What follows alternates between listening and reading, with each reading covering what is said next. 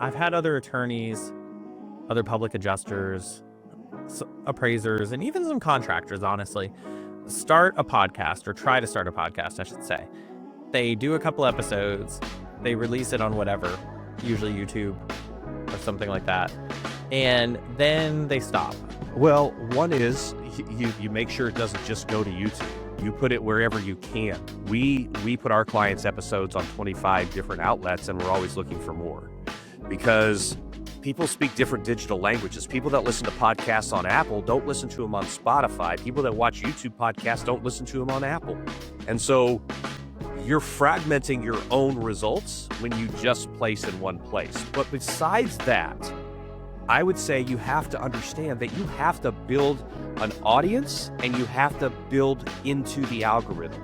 First 4 months that you do this, you're going to have friends, family, peers, maybe a couple of people that are on the fringe that almost worked with you, they come in. But for the most part, you're just building your audience. You're getting the algorithm acclimated to the fact that you are submitting this content.